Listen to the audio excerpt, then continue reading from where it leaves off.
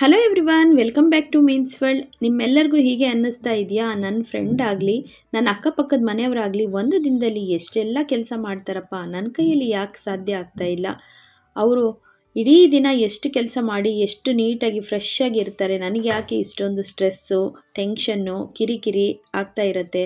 ಇಡೀ ದಿನ ಕೆಲಸ ಮಾಡಿ ಕೊನೆಯಲ್ಲಿ ಮನೆಯಲ್ಲಿ ಸಂಜೆ ಅಷ್ಟೊತ್ತಿಗೆ ಕಿರಿಕಿರಿ ಸ್ಟಾರ್ಟ್ ಆಗುತ್ತೆ. ಅವರಿಗೂ ಇರೋದು 24 ಗಂಟೆ, ನನಗೂ ಇರೋದು 24 ಗಂಟೆ. ಅವ್ರು ಹೇಗೆ ಮ್ಯಾನೇಜ್ ಮಾಡ್ತಾರೆ, ನನಗೆ ಯಾಕೆ ಆಗ್ತಾ ಇಲ್ಲ ಅಂತ ನೀವು ಟೆನ್ಷನ್ ಮಾಡ್ಕೊಳ್ತಾ ಇದ್ದೀರಾ? ಖಂಡಿತವಾಗಿಯೂ ಟೆನ್ಷನ್ ಮಾಡ್ಕೋಬೇಡಿ. ಇವತ್ತಿನ ವಿಡಿಯೋನೇ ಟೈಮ್ ಮ್ಯಾನೇಜ್ ಹೇಗೆ ಮಾಡಬೇಕು ಅನ್ನೋದ್ರ ಬಗ್ಗೆ ಸಂಪೂರ್ಣವಾಗಿ ನಾನು ತಿಳಿಸ್ಕೊಟ್ಟಿದ್ದೀನಿ. ಕೊನೆವರೆಗೂ ಸ್ಕಿಪ್ ಮಾಡ್ದಲೇ ನೋಡಿ, ಯಾಕಂದರೆ ವಿಡಿಯೋ ಎಂಡಲ್ಲಿ ನಾನು ಡೈಲಿ ರುಟೀನ್ನ ಹೇಗೆ ಫಿಕ್ಸ್ ಮಾಡ್ಕೋಬೇಕು, ಶೆಡ್ಯೂಲ್ನ ಹೇಗೆ ಫಿಕ್ಸ್ ಮಾಡ್ಕೋಬೇಕು, ತುಂಬ ಸ್ಟ್ರೆಸ್ ಆಗಿದ್ದಾಗೆ ನಾವು ಇಡೀ ದಿನ ಕೆಲಸನ ಹೇಗೆ ನಿಭಾಯಿಸ್ಕೋಬೇಕು ಅನ್ನೋದನ್ನು ನಾನು ತಿಳಿಸ್ಕೊಟ್ಟಿದ್ದೀನಿ. ಈ ವಿಡಿಯೋ ಕೆಲವೊಬ್ಬರಿಗಾದ್ರೂ ಯೂಸ್ಫುಲ್ ಆಗ್ಬೋದು ಅನ್ನೋದು ನನ್ನ ಉದ್ದೇಶ ಆಗಿದೆ ಅಷ್ಟೇ. ಫಸ್ಟು ನಾವು ಮಾಡ್ಕೊಳ್ಳೋ ಮಿಸ್ಟೇಕ್ಗಳನ್ನು ಲೀಸ್ಟ್ ಮಾಡ್ಕೊಂಡು ಹೋಗೋಣ. ಫಸ್ಟ್ ಒನ್ ಏನಪ್ಪ ಅಂದರೆ ಕಂಪ್ಯಾರಿಸನ್. ನಾವು ಇನ್ನೊಬ್ಬರನ್ನ ಕಂಪೇರ್ ಮಾಡ್ಕೊಳ್ಳೋದನ್ನು ಬಿಟ್ಬಿಡಬೇಕು.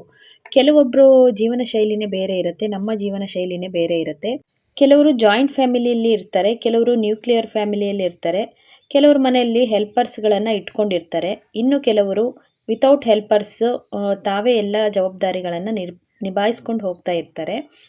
ಇನ್ನೊಬ್ಬರನ್ನ ಕಂಪೇರ್ ಮಾಡಿಕೊಂಡು ಅವ್ರಿಗೆ ಇಷ್ಟೆಲ್ಲ ಕೆಲಸ ಮಾಡಲಿಕ್ಕೆ ಸಾಧ್ಯ ಆಗ್ತಿದೆ, ನನ್ನ ಕೈಯಲ್ಲಿ ಆಗೋದಿಲ್ಲ ಅಂತ ಅಂದ್ಕೊಳ್ಳೋದು ತಪ್ಪು.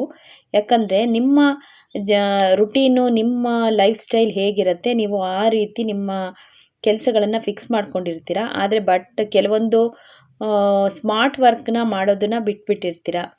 ಅದೇ ಸ್ಮಾರ್ಟ್ ವರ್ಕು ನೀವು ನಿಮ್ಮ ಲೈಫ್ನಲ್ಲಿ ಮಿಸ್ ಆಗಿರೋದ್ರಿಂದ ನಿಮಗೆ ಇಡೀ ದಿನ ಕೆಲಸ ಎಳ್ಕೊಳ್ತಾ ಹೋಗುತ್ತೆ. ಎಷ್ಟು ಕೆಲಸ ಮಾಡಿದರೂ ಸಾಲಲ್ಲ. ನಾನು ಇಡೀ ದಿನ ಕೆಲಸ ಮಾಡ್ತಾ ಇದ್ದೀನಿ, ಆದರೂ ಕೂಡ ನಮ್ಮನೆ ನೀಟಾಗಿಲ್ಲ ಅನ್ನೋದು ನಿಮಗೆ ಕ್ವಶನ್ ಮಾರ್ಕ್ ಆಗೇನೆ ಉಳಿದ್ಬಿಡುತ್ತೆ. ಎರಡನೇದಾಗಿ ಸೋಂಬೇರಿತನ. ಇಡೀ ದಿನ ಮನೇಲಿ ಒಬ್ಬಳೇ ಇರ್ತೀನಿ ಬಿಡೋ, ನಿಧಾನಕ್ಕೆ ಎಲ್ಲ ಕೆಲಸಗಳನ್ನು ಮಾಡಿಕೊಂಡ್ರೆ ಆಯಿತು, ಮಕ್ಕಳಿಲ್ಲ, ಗಂಡ ಇಲ್ಲ, ಆಫೀಸಿಗೆ ಹೋಗಿದ್ದಾರೆ, ಸ್ಕೂಲಿಗೆ ಹೋಗಿದ್ದಾರೆ, ಅವ್ರು ಬರೋದು ಸಾಯಂಕಾಲ ಅಂತ ಹೇಳಿಬಿಟ್ಟು ರಾಶಿ ಪಾತ್ರೆಗಳನ್ನು ಇಟ್ಕೊಂಡು ಮೊಬೈಲ್ ನೋಡೋದು, ಟಿ ವಿ ನೋಡೋದು, ಹೀಗೆ ಟೈಮ್ ವೇಸ್ಟ್ ಮಾಡ್ಕೊಂಡು ಕೂತ್ಕೊಳ್ಳೋದು. ಆಮೇಲೆ ಮಕ್ಕಳು ಬರೋ ಟೈಮಲ್ಲಿ ಅಡುಗೆ ಮಾಡೋದಕ್ಕೆ ಹೋಗೋದು, ಕಿಚನಲ್ಲಿ ರಾಶಿ ಪಾತ್ರೆ ಇರೋದು ನೋಡಿ ಆಮೇಲೆ ತೊಳ್ಕೊಂಡು ನಿಂತ್ಕೊಳ್ಳೋದು. ಹೀಗೆಲ್ಲ ಮಾಡೋದ್ರಿಂದ ನೀವು ಕೂಡ ಹೆಲ್ದಿಯಾಗಿ ನ್ಯೂಟ್ರಿಷನ್ನ ಬಾಡಿಗೆ ತೊಗೊಳ್ಳೋದಿಲ್ಲ, ಬ್ಯಾಲೆನ್ಸ್ ಫುಡ್ ತೊಗೊಳ್ಳೋದಿಲ್ಲ. ಯಾಕಂದರೆ ಅಡುಗೆ ಮಾಡಿದರೆ ತಾನೇ ಊಟ ಮಾಡಲಿಕ್ಕೆ. ಒಂದು ಕಪ್ ಕಾಫಿನೋ ಟೀನೋ ಮಾಡ್ಕೊಳ್ಳೋದು, ಬಿಸ್ಕೆಟ್ ತಿನ್ಕೊಳ್ಳೋದು, ಹೀಗೆ ಮಾಡ್ತಾ ತನ್ನನ್ನು ತಾನು ನೆಗ್ಲೆಕ್ಟ್ ಮಾಡ್ಕೊಳ್ಳೋದು, ಟೈಮ್ ಸರಿಯಾಗಿ ನೀರು ಕುಡಿದೇ ಇರೋದು, ಡಿಹೈಡ್ರೇಷನ್ನು, ಗ್ಯಾಸ್ಟ್ರಿಕ್ಕು, ಶುಗರು, BP ಇದೆಲ್ಲ ಪ್ರಾಬ್ಲಮ್ಮು. ಮತ್ತು ಕೆಲಸಗಳು ಮಾಡಲಿಕ್ಕೆ ಬೇಜಾರು, ಹೀಗೇ ಆಗ್ತಾ ಇರುತ್ತೆ ಲೈಫ್ನಲ್ಲಿ. ಇನ್ನು ಅಡುಗೆ ವಿಚಾರಕ್ಕೆ ಬಂದರೆ ಇಡೀ ದಿನ ಏನಪ್ಪ ಅಡುಗೆ ಮಾಡೋದು, ದಿನ ಬೆಳಗ್ಗೆ ಆದರೆ ಅದೇ ತಿಂಡಿ ಅದೇ ಸಾರು ಮಾಡಿ ಮಾಡಿ ಸಾಕಾಗಿದೆ ನನಗಂತೂ ಅಂತ ಹೇಳಿಬಿಟ್ಟು ಏನೋ ಒಂದು ಮಾಡಿ ಇಟ್ಬಿಡೋದು. ಮಕ್ಕಳು ಪಾಪ ಬೇಜಾರು ಮಾಡಿಕೊಂಡು, ಅಮ್ಮ ನಾವು ಹುಟ್ಟಿದಾಗಿಂದ ನೀನು ಇದೇ ತಿಂಡಿ ಇದೇ ಸಾರು ನೋಡಿ ನೋಡಿ ಸಾಕಾಗಿದೆ ಅಂತ ಹೇಳೋದು. ಗಂಡ ಕೂಡ ನಿನ್ನನ್ನು ಕಟ್ಕೊಂಡಾಗಿಂದ ಇದನ್ನೇ ತಿಂದು ತಿಂದು ನನ್ನ ನಾಲಿಗೆ ಕೆಟ್ಟೋಗಿದೆ ಅಂತ ಬೈಯೋದು. ಇದರಿಂದ ನಿಮ್ಮ ಮನಸ್ಸಿಗೂ ಬೇಜಾರಾಗೋದು. ಹಾಗೆ ಬಟ್ಟೆ ವಿಚಾರಕ್ಕೆ ಹೋದರೆ ವಾಷಿಂಗ್ ಮಿಷಿನ್ನಲ್ಲಿ ಬಟ್ಟೆ ಹಾಕ್ಬಿಡೋದು, ಯಾವಾಗಂದ್ರೆ ಅವಾಗಲೇ ಹಾಕೋದು. ಆಮೇಲೆ ಒಣಗಿಸ್ಲಿಕ್ಕೆ ಟೈಮ್ ಸಿಗೋದಿಲ್ಲ, ಆಮೇಲೆ ಒಣಗಿಸೋಣ ಅಂತ ಹೇಳಿ ನೆಗ್ಲೆಕ್ಟ್ ಮಾಡೋದು. ಮಿಷಿನ್ನಲ್ಲೇ ಇಡೀ ದಿನ ಬಟ್ಟೆ ಬಿದ್ದಿರುತ್ತೆ. ಆಮೇಲೆ ಯಾವಾಗೋ ಒಂದು ಸಲ ಫ್ರೀ ಮಾಡಿಕೊಂಡು ಬಟ್ಟೆ ಒಣಗಿಸೋಕ್ಕೆ ಹೋಗ್ತೀರಾ, ನೋಡಿದರೆ ಬಟ್ಟೆ ಎಲ್ಲ ಆಲ್ರೆಡಿ ಸ್ಮೆಲ್ ಆಗಿರುತ್ತೆ. ಇದರಿಂದ ಫಂಗಸ್ಸು, ಬ್ಯಾಕ್ಟೀರಿಯಾ ಎಲ್ಲ, ಮಕ್ಕಳಿಗೆ ರ್ಯಾಷಸ್ಸು ಇದೆಲ್ಲ ಸ್ಟಾರ್ಟ್ ಆಗುತ್ತೆ. ಆಮೇಲೆ ಮತ್ತೆ ಕಿರಿಕಿರಿ. ಟೈಮ್ ಸರಿಯಾಗಿ ಡಸ್ಟಿಂಗ್ ಮಾಡದೇ ಇರೋದು, ಮನೆಯೆಲ್ಲ ಕಸ ಗುಡಿಸ್ತಾ ಇದ್ದಾಗಲೇ ಅವಾಗವಾಗ ಒರೆಸ್ಕೊಂಡ್ಬಿಟ್ರೆ ನೀಟಾಗಿ ಇರುತ್ತೆ. ಅದನ್ನು ಹಾಗೇ ಬಿಟ್ಕೊಳ್ಳೋದು ವಾರಾನ್ಗಟ್ಲೆ. ಹಾಗೆ ಬಟ್ಟೆಗಳನ್ನೆಲ್ಲ ರಾಶಿ ಹಾಕೋದು. ಎಲ್ಲರ ಮನೆಯಲ್ಲೂ ಒಂದು ಡಂಪಿಂಗ್ ಚೇರ್ ಅನ್ನೋದು ಇದ್ದೇ ಇರುತ್ತೆ. ಒಣಗಿಸಿರೋ ಬಟ್ಟೆಗಳನ್ನು ತಂದು ಆ ಚೇರ್ ಮೇಲೆ ಒಟ್ಟುಬಿಡೋದು. ಟೈಮ್ ಸರಿಯಾಗಿ ಫೋಲ್ಡ್ ಮಾಡೋದಿಲ್ಲ. ಹಾಗೆ ಒಂದು ರೂಮ್ ಫಿಕ್ಸ್ ಮಾಡ್ಕೊಂಡ್ಬಿಟ್ಟಿರ್ತಾರೆ, ಒಂದು ಬೆಡ್ಡಲ್ಲಿ ಎಲ್ಲ ಬಟ್ಟೆ ತಂದು ಆ ಬೆಡ್ ಮೇಲೆ ಹಾಕ್ಬಿಡೋದು, ಮರ್ಚೆಲ್ಲ ಮಾಡೋದಿಲ್ಲ. ವಾರಾನ್ಗಟ್ಲೆ ಆ ಬೆಡ್ಡಲ್ಲೇ ಆ ಬಟ್ಟೆ ಬಿದ್ದಿರುತ್ತೆ. ಆಮೇಲೆ ಅದನ್ನು ಮರ್ಚೋದಕ್ಕೆ ಹೋಗೋದು. ಇಡೀ ದಿನ ಟೈಮ್ ತಿನ್ನುತ್ತೆ ಅದು. ಹೀಗೆ ಟೈಮ್ ವೇಸ್ಟ್ ಆಗೋದು. ಹಾಗೆ ಮಿಷಿನಿಗೆ ಎಲ್ಲ ಬಟ್ಟೆ ಹಾಕಿದ ಮೇಲೆ ಆ ಮಿಷಿನ್ನ ತಕ್ಷಣಕ್ಕೆ ಆವಾಗಲೇ ಒರೆಸ್ಬೇಕು. ಆಮೇಲೆ ಒರೆಸೋಣ, ಈಗ ಒರೆಸೋಣ ಅಂತ ಅದನ್ನು ಹಾಗೆ ಮುಂದೆ ಹಾಕ್ತಾ ಹೋಗೋದು.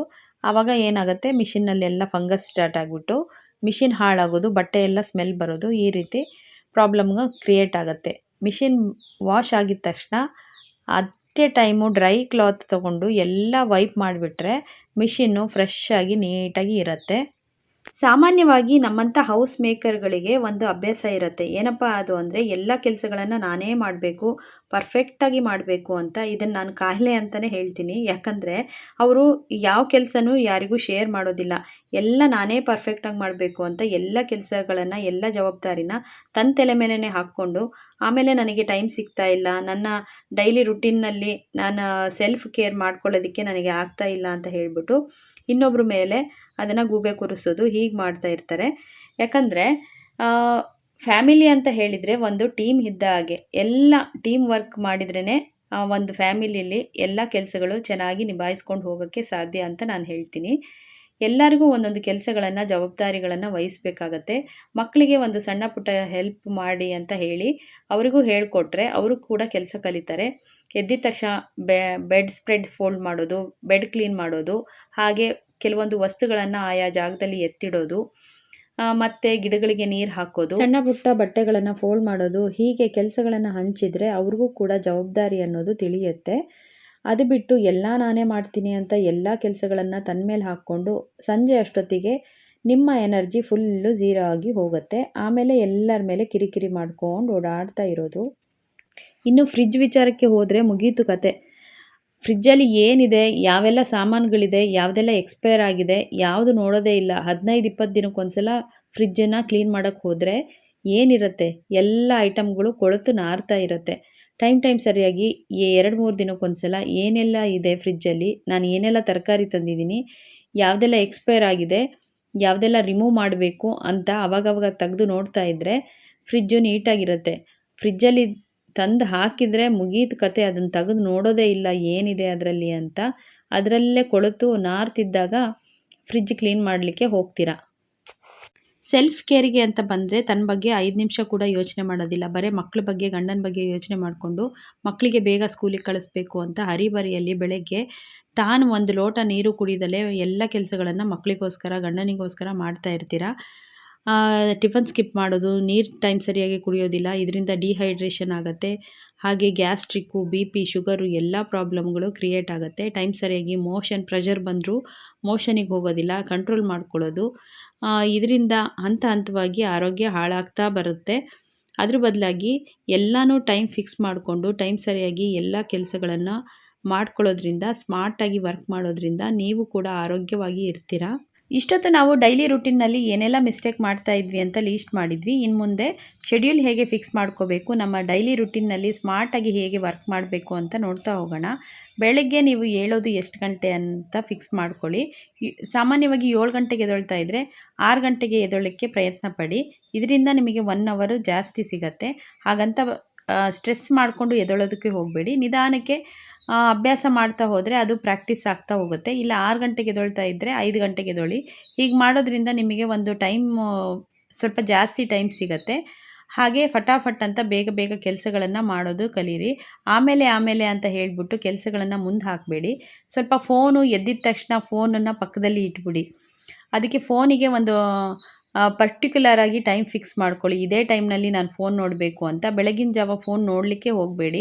ಯಾಕಂದರೆ ಬೆಳಗ್ಗೆ ತುಂಬ ಪ್ರೊಡಕ್ಟಿವ್ ಆಗಿರುತ್ತೆ ಟೈಮು. ಆವಾಗ ನಾವು ತುಂಬ ಫ್ರೆಶ್ ಆಗಿರ್ತೀವಿ. ಬೇಗ ಕೆಲಸಗಳನ್ನು ಮಾಡ್ಕೊಳ್ಳೋದಕ್ಕೆ ನಮಗೆ ಎನರ್ಜಿ ಇರುತ್ತೆ. ಆಮೇಲೆ ಸೂರ್ಯ ಬರ್ತಾ ನೆತ್ತಿ ಮೇಲೆ ಬಂದಂಗೆ ನಮಗೆ ಲೇಜಿನೆಸ್ ಜಾಸ್ತಿ ಆಗ್ತಾ ಹೋಗುತ್ತೆ. ಹಾಗಾಗಿ ಫೋನು, TV ಎಲ್ಲ ಪಕ್ಕದಲ್ಲಿ ಇಟ್ಬಿಡಿ. ಅದಕ್ಕೆ ಅಂತ ಟೈಮ್ ಫಿಕ್ಸ್ ಮಾಡಿಕೊಂಡು ಫ್ರೀ ಇದ್ದಾಗ ಅದನ್ನು ನೋಡಿ.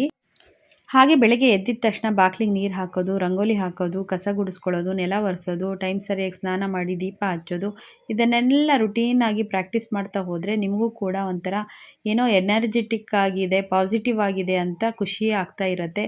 ಇಲ್ಲ ಆಮೇಲೆ ಮಾಡ್ತೀನಿ ಅಂತ ಕೆಲಸಗಳನ್ನೆಲ್ಲ ಮುಂದೆ ಹಾಕ್ತಾ ಹೋದರೆ ಇಡೀ ದಿನ ಕೆಲಸ ಎಳಿತಾನೇ ಹೋಗುತ್ತೆ. ಅದಕ್ಕೆ ಫಟಾಫಟ್ ಅಂತ ಎಲ್ಲ ಕೆಲಸಗಳನ್ನು ಮುಗಿಸ್ಬಿಟ್ಟು ಮಧ್ಯಾಹ್ನದಷ್ಟೊತ್ತಲ್ಲಿ ಫ್ರೀ ಆಗಿಬಿಟ್ರೆ ನಿಮಗೆ ಅಡುಗೆ ಮಾಡಲಿಕ್ಕೆ ಆರಾಮಾಗಿ ಟೈಮ್ ಸಿಗತ್ತೆ. ಪಾತ್ರೆಗಳನ್ನು ರಾಶಿ ಸಿಂಕಲ್ಲಿ ಇಟ್ಕೊಳ್ಳೋದು ಬದಲು ಅವಾಗಿಂದವಾಗಲೇ ತೊಳೆದ್ಬಿಡ್ತಾ ಇದ್ದರೆ ಸಿಂಕಲ್ಲಿ ಪಾತ್ರೆ ಇರಲ್ಲ. ಅಡುಗೆ ಮನೆಗೆ ಹೋಗಿದ ತಕ್ಷಣ ನಿಮಗೆ ಅಡುಗೆ ಮಾಡಲಿಕ್ಕೆ ಖುಷಿ ಆಗುತ್ತೆ. ಒಳ್ಳೆ ಟೈಮ್ ಸಿಗತ್ತೆ. ಏನಾದರೂ ನೀವು ಸ್ಪೆಷಲ್ಲಾಗಿ ಮಕ್ಕಳಿಗೆ ಪ್ರಿಪೇರ್ ಮಾಡಬೇಕು ಅಂತ ಅಂದ್ಕೊಂಡಿದ್ರೆ ಸುಮಾರು ಟೈಮ್ ಸಿಗತ್ತೆ, ಆರಾಮಾಗಿ ಅಡುಗೆ ಮಾಡ್ಬೋದು. ಹಾಗೆ ಅಡುಗೆ ಮಾಡಲಿಕ್ಕಿಂತ ಮುಂಚೆ ನೀವು ಪ್ರಿಪ್ರೇಷನ್ ಮಾಡ್ಕೊಂಡಿರಬೇಕಾಗತ್ತೆ. ಇವತ್ತು ಏನು ಅಡುಗೆ ಮಾಡ್ತಾಯಿದ್ದೀನಿ ಅದಕ್ಕೆಲ್ಲ ಏನೆಲ್ಲ ಐಟಮ್ ಬೇಕು, ಏನೇನು ಮಸಾಲೆಗಳು ಬೇಕು ಅಂತ ಎಲ್ಲ ರೆಡಿ ಮಾಡಿ ಇಟ್ಕೊಂಡ್ರೆ ಬೇಗ ಬೇಗ ಫಟಾಫಟ್ ಅಡುಗೆ ಆಗಿಬಿಡತ್ತೆ. ಇಲ್ಲ ಅಂದರೆ ಒಂದು ಸಿಂಪಲ್ ಅಡುಗೆ ಮಾಡೋದಕ್ಕೂ 2-3 ಗಂಟೆ ಟೈಮ್ ತೊಗೊಳ್ತೀರಾ. ಅಂದರೆ ಮಸಾಲೆಗಳನ್ನು ಹುರಿದಿಟ್ಕೊಳ್ಳೋದು, ಪೌಡ್ರ್ ಮಾಡ್ಕೊಳ್ಳೋದು, ಒಂದು ಅಡುಗೆ ಮಾಡಲಿಕ್ಕೆ ಏನೆಲ್ಲ ಅಗತ್ಯ ಇದೆ ಆ ಐಟಮ್ಗಳನ್ನು ಟೈಮ್ ಸರಿಯಾಗಿ ತಂದಿಟ್ಕೊಳ್ಳೋದು, ಸ್ಟೋರ್ ಮಾಡಿ ಇಟ್ಕೊಳ್ಳೋದು, ಹೀಗೆಲ್ಲ ಮಾಡಿಕೊಂಡ್ರೆ ನಿಮಗೆ ಅಡುಗೆ ಮಾಡಲಿಕ್ಕೆ ಈಸಿ ಆಗುತ್ತೆ. ಮಕ್ಕಳ ಮನಸ್ಸು ಹಾಗೆ ಗಂಡನ ಮನಸ್ಸು ಗೆಲ್ಲಬೇಕು ಅಂದರೆ ನೀವು ರುಚಿಯಾಗಿ ಅಡುಗೆ ಮಾಡಲೇಬೇಕಾಗತ್ತೆ. ಹಾಗಂತ ಕಷ್ಟಪಟ್ಟು ಸರ್ಕಸ್ ಮಾಡಿ ಅಡುಗೆ ಮಾಡಿ ಅಂತ ನಾನು ಹೇಳ್ತಾ ಇಲ್ಲ. ಹಲವಾರು ಯೂಟ್ಯೂಬ್ಗಳಲ್ಲಿ ವಿಭಿನ್ನವಾಗಿ ಅಡುಗೆಗಳು ಸಿಂಪಲ್ಲಾಗಿ ರುಚಿಯಾಗಿ ಮಾಡುವಂತಹ ರೆಸಿಪಿಗಳಿರುತ್ತೆ. ಡೈಲಿ ನೋಡಿಕೊಂಡು ಅದಕ್ಕೆ ಎಲ್ಲ ಏನೆಲ್ಲ ಬೇಕು ಇಂಗ್ರೀಡಿಯೆಂಟ್ಸ್ ಅಂತ ಮೊದಲೇ ಪ್ರಿಪೇರ್ ಮಾಡಿ ಇಟ್ಕೊಂಡು ಅಡುಗೆ ಮಾಡೋದನ್ನು ಪ್ರಾಕ್ಟೀಸ್ ಮಾಡಿ. ಹೀಗೆ ಮಾಡೋದ್ರಿಂದ ನೀವು ನೆಮ್ಮದಿಯಾಗಿರ್ತೀರ, ಮನೆಯಲ್ಲೂ ನೆಮ್ಮದಿ ಇರುತ್ತೆ. ಯಾರಿಗೆಲ್ಲ ಈ ವಿಡಿಯೋ ಇಷ್ಟ ಆಯಿತು ಲೈಕ್ ಮಾಡಿ, ಶೇರ್ ಮಾಡಿ, ಕಮೆಂಟ್ ಮಾಡಿ, ಸಬ್ಸ್ಕ್ರೈಬ್ ಮಾಡೋದು ಮರಿಬೇಡಿ. ಈ ವಿಡಿಯೋ ನಿಮಗೆ ಯೂಸ್ಫುಲ್ಲು ಅಂತ ಅಂದ್ಕೊಳ್ತೀನಿ. Thank you so much.